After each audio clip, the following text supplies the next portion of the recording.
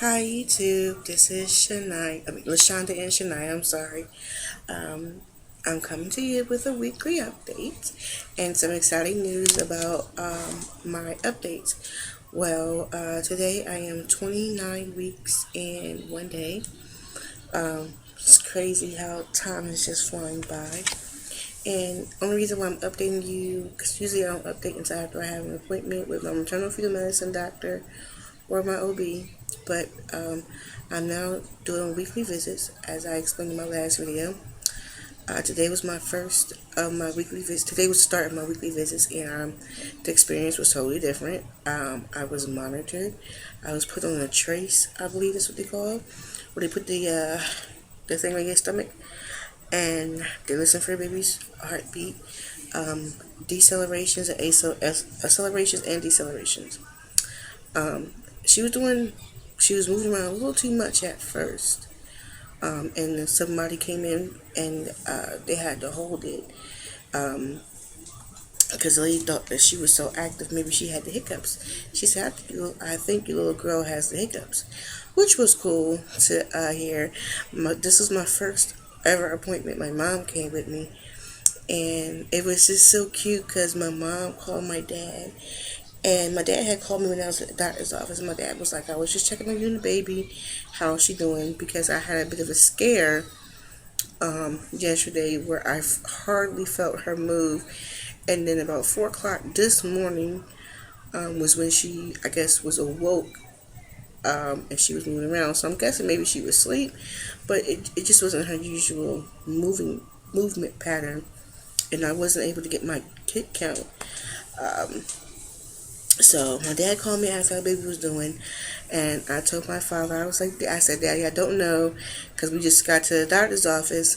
So while we're in the back and I'm on my trace, and you hear her heartbeat, and you hear every time she moves or kicks, or you can hear it on the in the room. So my mom called my dad and put it on speakerphone, and my dad was just a laughing, and he was like, "Thank you, Jesus, and praise God." He was like, "I've been praying that she was okay, and I'm glad to hear her moving. I'm glad to hear her heartbeat." So that made me feel very special. I also felt really relieved by her movements. And it also was the first time my mom felt her move. It's kind of hard because my stomach fat, honestly. Um, it's hard to feel her move when I'm sitting up.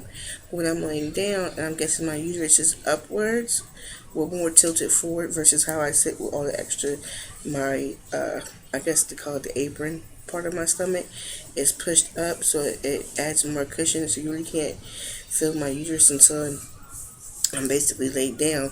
Not unless she kicks pretty strong, you can feel it when I'm standing up, but laying down is the best. So I was like, "Mommy, come here." I was like, "You can feel it move." I said, "Hold your head right here." And Shania lifted up the probe like she was putting her feet underneath there, like, "Get off of me." She just didn't like it. And Mom was like, "Oh my God." She's like, "I felt it." She was like, "She's really in there pushing out." I was like, "Yeah, Ma, this is what I've been feeling. I've been wanting you to feel it." And she was like, "Oh," she was just so in awe. So it was just nice to finally have my mom experience feeling her granddaughter move, and then hear how happy my dad was to know that she was okay. And she's moving now, actually. That's probably because I had me Olive Garden earlier, because I love their salad. That's the only thing I order is Olive Garden is their salad. That's pretty much what I eat. So, um, about the appointment. Appointment went pretty well. I got a lot of information. I will be doing my biophysical testing. My second one will be Thursday. Um, Speaking of which, I'm glad I started talking about that because I got to call my cardiologist to make sure my OB called because they want to go ahead and up my medication because she said I'm at the stage of pregnancy where my chronic hypertension is going to meet pregnancy-induced hypertension, and together it will cause not a good situation for me and baby. So they want to go ahead and start upping my medication because right now my normal blood pressure is around 150 over 80 something. which they consider that my normal, but technically speaking, it should not be my normal. And because I am on my pills faithfully every day, nonstop, my blood pressure should at least be lower than that, a lot lower than that. So that's a concern which she's going to deal with. My biophysical ultrasound is actually Thursday the 12th, so it's this week, which is weird because Thursday I have the biophysical ultrasound and Monday I go back to maternal field medicine. But I need all this testing I can get because they're trying to monitor me and keep me under control, because once it becomes too much for my body, she said, once the pregnancy becomes too much for your body to handle, she said your body will let us know when it's time. Um, she's hoping, she's saying, if you're okay and you can continue to go past 34 weeks, she said, great, we'll let you go. But she said if you come in one day or if you call and, your blood pressure is checked and, she said you're at 200 over anything, she said, we're delivering you. She said, we're not going to wait. She said, you're going to be delivered. She said, it may be a time where we may have to control you better in the hospital. And she said, that's just something for you to know. It's possible, and if it comes up, that's what we'll do. She said, I'm not trying to scare you. I'm not trying to stress you out or worry you, but I'm just letting you know these are all the things that we're going to go through as you start creeping up further and further along in 34 weeks. Um, so basically, it's just my tracing. I get a trace every time I go, and I get a biophysical ultrasound every week. I go to her every week, and I go to maternal fetal medicine every 2 weeks. So when you think about it, that's maternal fetal medicine, my OB, me going to the hospital for my biophysical testing, and it's going to come basically just about twice every week. And then it'll be one week I'll be having 3 appointments in 1 week, and the other week I'll have 2 appointments in 1 week every week. So she said she also wants me to do my kick counts because of my blood pressure. My kick counts are supposed to be 10 and 2, 10 movements in 2 hours. She said she wants me to do it in the daytime, and 10 movements in 2 hours at night. She said if for any reason I'm not able to get my kick count, to call. They'll have me come in. She said for any reason I have a headache and it won't go away. She asked me about migraines. I told her I've never had migraines because I've been recently complaining about headaches. And like I said, my blood pressure was 150 over 80 154 over 80, I believe. And I was like, well, maybe that's the reason why I'm getting headaches. Not to mention that I am anemic. And I cannot lie, I do take my iron every other day because my indigestion is so bad and my heartburn is so bad. You can't take it 2 hours before, 2 hours after your iron. And when you have so much on your mind and you really don't have a lot, you have a lot to think about. You're not really remembering if it's 2 hours before or 2 hours after. You can't even drink milk until it's in your system for 2 hours, and I gotta take it twice a day. So I pretty much say, I have 1 day for iron, 1 day for without iron. And today was probably the worst day I had it without iron because I woke up with morning sickness, and when I did throw up, turned out to be nothing but straight acid that was probably built up in my system from not being able to take my Zantac or my Tums. And I know my subscriber Heather was telling me to ask about liquid iron because liquid iron is a lot easier and you'll be able to take the acids. And I totally forgot. I was just bombarded with so much information. I'm not going to say bombarded because I need it, because I would like to know ahead of time versus just going in one day like, oh, well, we have to admit you in the hospital till the rest of the till we deliver you. I'm glad that she told me so. Today was a little up and down. I don't think it's bad news. I think it's great news. My mom feels as though she should do it. She should put me in the hospital anyway to control my blood pressure. That's the best place for me to be. But, I guess until she sees there's a reason to do that, then she's not. I am doing 24-hour urine, she said, every 2 weeks now. So I got one to do to start tomorrow and turn in on Wednesday. So I'll probably end up starting it. Yeah, and I'll do it that way. Um, so she said I'm doing that every 2 weeks because it can dramatically change between now and then. I'm trying to squish in all the information from the doctor on top of the baby buys that I have, on top of my box that my YouTube mommy to be friend sent me. I wanted to show everybody, but I think I may just make that a separate video because this video is going to have a lot of information about the baby and the appointment. I got my printout from Maternal Fetal Medicine, which I always end up doing because I like to keep a track on her growth and everything. And there's a few things that stood out to me. The two things. One was I had a cyst on my left ovary, which was I don't know if it was big or not. I can't remember the measurements of it because I don't have the paper that I had done on the 19th. I believe, yeah.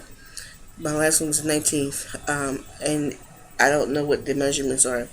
So this time, when they did the ultrasound and she checked my ovaries, I had no cyst. So obviously my cyst finally went away, which is probably why I was having some shooting sharp pains in my lower left area because that's where the cyst was at. Second thing that stood out to me was my uterine artery readout. Now, my uterine artery is it was only one that was abnormal. Now both of them are abnormal range, which means from both ends she's really struggling. My arteries is really struggling to get blood to the placenta. So the good thing is that she gained weight even with it being with both of them, which is really odd because with one she was dropping pretty fast. Now with two she ended up gaining weight. So I'm guessing finding out where her weight is and what percentile she's in will find it out on next week. Monday. I go back to both my doctors on Monday. I see my OB at 10 o'clock and I see my maternal fetal medicine doctor at 2:45. So I will also be scheduled for an ultrasound at my doctor's office for my biophysical testing. My my amniotic fluid was at a 51%. It's in the normal range. It's in the 51 percentile range, so it's normal. I guess if it gets too low, they'll let me know. But right now, everything is normal. And I believe that's pretty much about. Oh, I don't know if I mentioned in my last video, but I officially got my seat locked in for my labor and delivery classes next month. Yes, yes, yes, yes, yes. They are paid for. It was only $20, and that's for me and my boyfriend. And it's a 4-week course. We start July the 7th, and we go every Monday until the end of the month of July. And it's from 6 p.m. to 8:30 p.m. I believe. I have to get 2 more pillows and a blanket because you have 3 pillows and a blanket. So I cannot wait to start vlogging how my labor and delivery classes are going. I'm super super duper excited. Let's see. And I pretty much think that's about all. I'm exhausted. I'm tired. I've been having a hard time sleeping. I'm having I know you see me so upbeat in my last video. I'm not saying that I'm not going to be upbeat, but what I can tell you is that I've been having a lot of thoughts, and I really believe a lot of it has to do with the pregnancy, with my hormones, but I've been having a lot of thoughts about, my family and his family and him and everything. And just a short story, because I want to keep my videos short. I just feel like I'm doing this on my own, and I'm not saying that he's a bad person, because he goes to every ultrasound, he goes to every appointment. He couldn't make today's appointment because he had to work, and I wasn't going to make him get off of work. And he called me. He was like, "Okay, your doctor's appointment. I'm supposed to call him when I got out, which was over 2-3 hours ago, but I didn't because I was out with my mom. And it's gonna hurt me and let him know that he's not gonna be able to go to the ultrasound on Thursday, not unless he takes I think an hour or two of comp time, of PTO time, from his job, which he wants to try to save up to when she's born. But I'll make that a separate video because that's like about a 10-15 minute video in itself about my emotions and everything. As far as symptoms this week, I can honestly say I'm leaking a lot more milk. My breath, I tell you, my breasts smell like milk. But I know it's not milk. I know it's colostrum. That's the first thing you actually will start leaking. And my breath smells like, I guess it has a smell like a sweet milky smell or whatever, but that's what it smells like. My areolas are very, very swollen. It looks like, I can't explain how it looks. I definitely can't show you. It looks like I have a misshapen boob. Like the top part of my boob will be out like this, and the bottom part will be sucked in. But it's weird. And when I press on it or I squeeze my nipples, before I used to have to squeeze really hard to see anything coming out. Now I just barely squeeze and it just basically almost drops out. So that's honestly pretty good for me. That means I'll be able to breastfeed, and that's from both breasts. I'm more tired now, but I can contribute my extra tiredness probably to me being anemic and not really staying up too much on my iron, which I know I'm gonna get in trouble for as a fly. And it's just hard with the antacid and everything. I am eating more, and I gained 5 pounds in 1 week.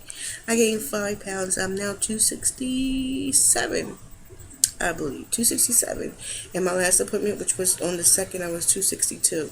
So I gained 5 pounds, and I'm like, okay, cool. But I think honestly it's mostly baby, because all I've been really eating is salad. But my eating has picked up at night, but I don't really eat much in the daytime. Aggravation, mood swings, emotional. Oh, my emotions. If anybody ever seen that extra gum, the extra commercial, which is the gum commercial where the man was on the train, I guess on the train with his little girl, and every time they ate a piece of gum, he would take the wrapper and turn it into an origami bird. And the end commercial was when he was helping her pack for college, and he loaded the last box. The box fell, and when it fell open, it was all of the little origami, I can't say it right, birds that he made her with the gum wrappers throughout all the years. I was in here like, oh my God, oh my God. And my boyfriend was like, you haven't seen that commercial before? I said, no. I said, oh, it's so sweet. It's just so sweet. I was like, oh, I was in here, it was like, I was a puddle of water. That commercial was so sweet. Besides peeing a lot, her pressure from her head. Oh boy. There's times where I could just be walking, all of a sudden she just puts that pressure down there. It's no joke. It is uncomfortable. But I know it's because she's settling into my pelvis area. She's already head down, so she's probably just getting ready. And her getting bigger too also probably is a good bit of it too. So that's about all my symptoms and what happened at the doctor's appointment and everything. So I'm gonna go ahead and end this video now and start the baby buys and my YouTube friend Mommy to Be box that she sent me. And the changes to the channel will be, I will be doing 2 videos a week versus just 1, because I have so much going on and I want to keep you informed as much as possible on my progress and Shania's progress. So y'all will know everything. In case y'all don't hear from me in a while, it could be either that I'm in the hospital, which I'll still try to vlog, or I'm going to have her. So, all right then. Thank you to all my new subscribers. Thank you to all my follow. Thank you to everybody and to all your sweet comments. Talk to you later. Bye.